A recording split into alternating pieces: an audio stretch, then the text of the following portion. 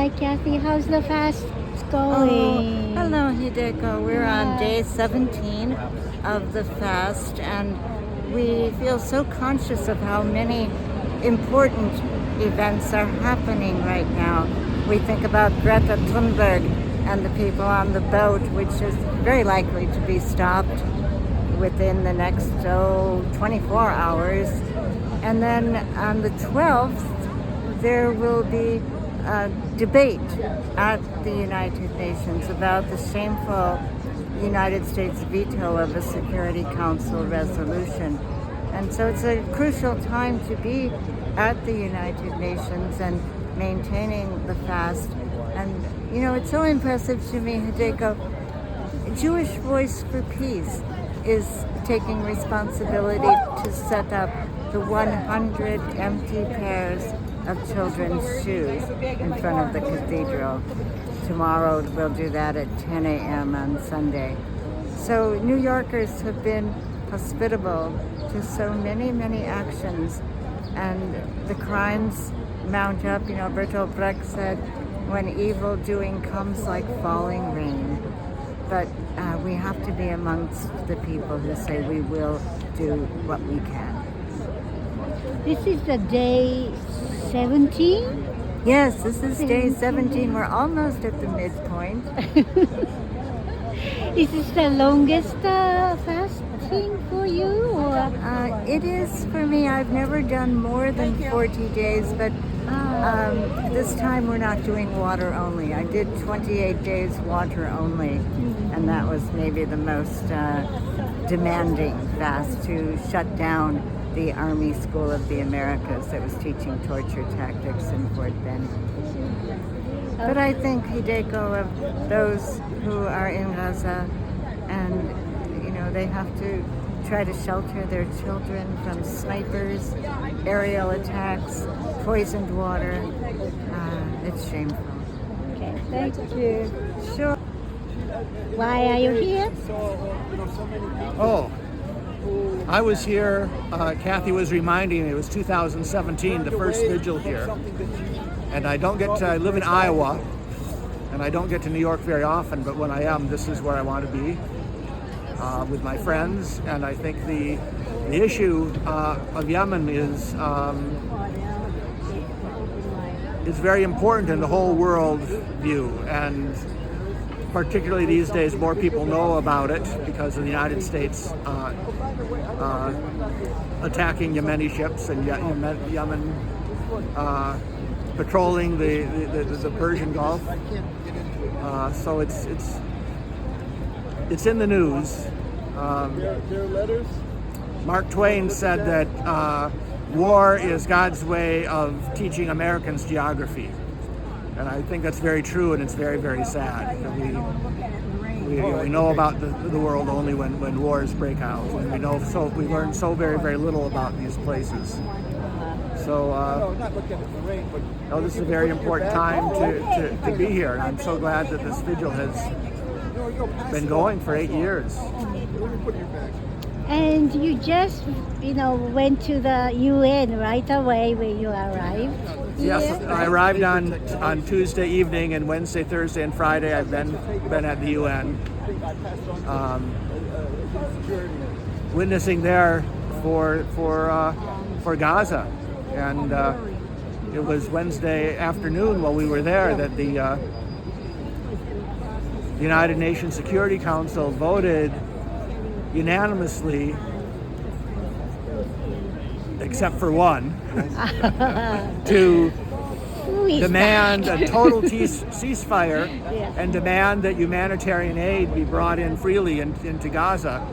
And the United States was the one vote against, and they put in their veto. And it was so sad. It was so expected that people already had signs printed up saying "Shame on the United States" for this veto means that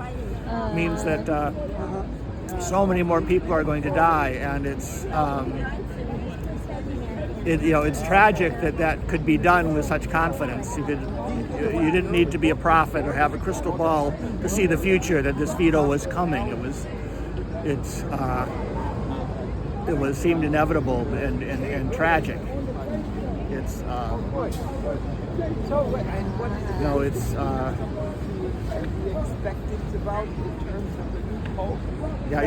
the United States is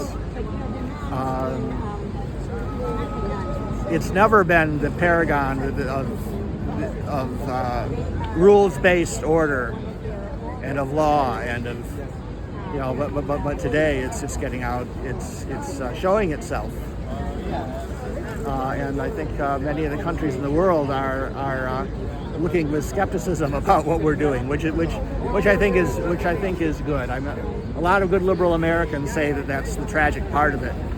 That the United States may be losing its place of leadership in the world, but I see positive possibilities from that. The leader of the free world, we've not done a very good job with that position, so somebody else can have it, or better, nobody should have it. We should be a world of equal nations living at peace and sharing resources equitably. I think what these times are teaching us, ironically, is that the Golden Rule and the Sermon on the Mount can no longer be seen as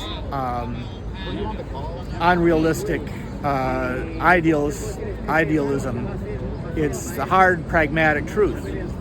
Is life on this planet is heading for a brick wall unless we love one another. That's it. We have to. We don't have any choice. So that's a very hard truth. But I think any real hope, has to be based on seeing facing the real hard facts of the world. Hope and optimism, I think, are almost opposites. we have to see how bad things are in order to really have what is really hope and what will really make a difference. Okay, thank you. And after this visit in the afternoon, where are you going? Oh, I was brought here. My ticket was paid for by Pax Christi, New York Metro, and they're giving me an honor today as an international peacemaker. And I think of myself as an Iowa farmer, but that's what it is. So I'm honored by that, and it makes me. It's a time for me to reflect, because I came to the Catholic Worker here in New York in 1975 in October. So it's like if I were in a religious order for 50 years, I'd get a free trip to Rome. And they'd throw a big party. So I think this is the equivalency of that. So. Okay. So. Thank you so much. Congratulations. See you later. Thank you, I'm so glad you're here. Glad I'll see you there too. Thank you. Some of them somehow didn't get on the truck. So they brought like 4 or 5 of these trucks.